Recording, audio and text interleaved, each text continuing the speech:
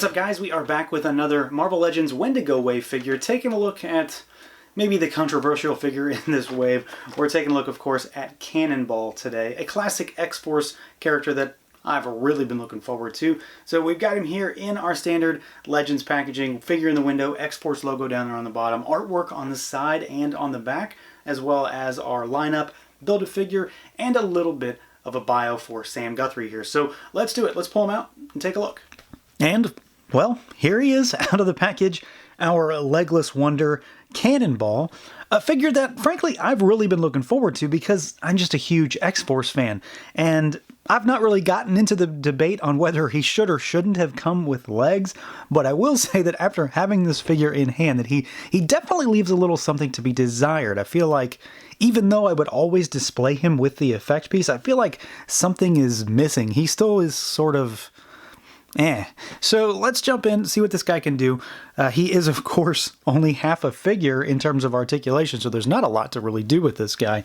You've got a head that can go pretty far back, about as far as possible, so you can get him to actually be flying, and then he can look down, and then, of course, you've got rotation. Your arms can go out at the shoulder, and then they rotate. You've got your bicep swivel, double jointed elbows, of course, and then you've got wrist rotation and hinge. He does have a diaphragm cut up there, so he goes backwards and forwards.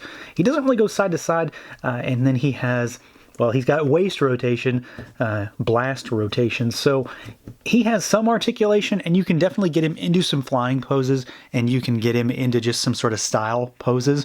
But he is obviously half a figure, so there's not anything from the waist down. Part of me really, really wishes that in some fashion there was maybe a cut, or this was two pieces of an effect so that you could hinge the whole thing so that he could be at kind of an angle, kind of blasting forward, rather than just sort of standing straight up. Because, I mean, this isn't exactly what I think of when I think of Cannonball. I think of him kind of leaning forward, flying away, not just sort of hovering in midair, which is essentially what the effect is when you're looking at him straight on.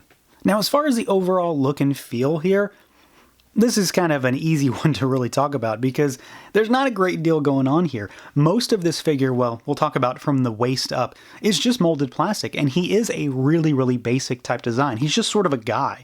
You know, Cannonball doesn't have a really classic, exaggerated, overly superhero kind of costume. He has kind of like a flight jacket on with some gloves. I do think that for the most part, he looks really good, though. I think the jacket looks pretty nice. It is a little stiff for one of their rubbery pieces. It's stiffer than I expected.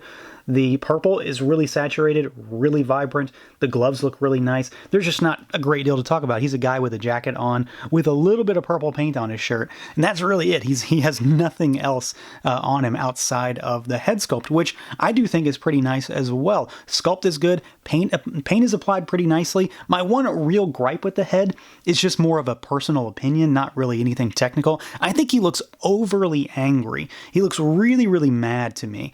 I know that his power is to sort of explode, but he looks a little overly angry for my taste. I wish he would have toned it down just a little bit. Otherwise, it's nicely done. I like the headgear. I like the metallic paints on the goggles, and I really like the hair sculpt. I think it looks pretty nice with kind of a billowing backwards effect, as if, you know, you've got him kind of blasting forward, which works well with the effect piece that, of course, lingers down below. And for me personally, I am pretty happy with the effect piece. I do, of course, have a gripe in terms of it being just a solid piece. I do wish, like I mentioned previously, that it could articulate in some way, that it could move to allow him to kind of arc forward and actually kind of be blasting off rather than just sort of be hovering, because that's really what he's doing right now.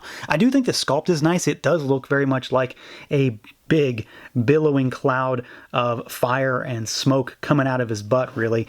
And you can take this off. It does pop apart at the waist, so if you were interested in trying to fashion some legs for him, you do have an option. Shatterstar seems to be a prime candidate to get some legs for this guy.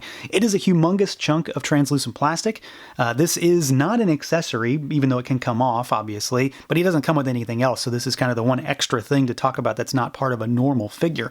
I do think it looks good. It works really well with the figure itself.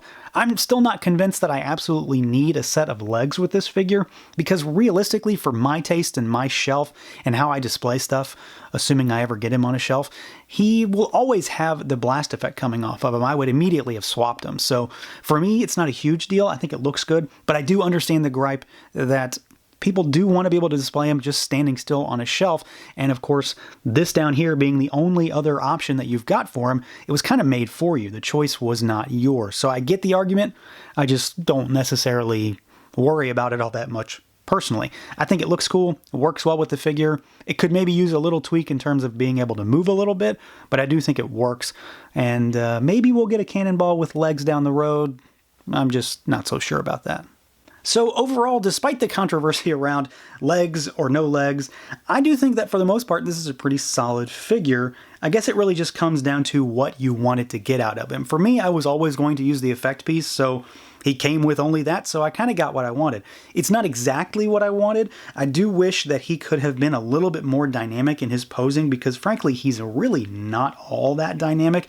Range of motion is a little limited on the torso in general, and then of course, the effect piece doesn't articulate, and I really wish it could. I knew it wasn't going to, but I really wish it could just to help pose him a little bit better. He does have that classic X-Force look that I really dig though, so I'm still pretty happy with him, but I don't think he's going to be at the top of my list when it comes to favorite X-Force figures so far. So that's going to do it for this look at the Wendigo Wave Cannonball figure. Let me know what you guys think. Feel free to like, comment, subscribe, and share, and until next time.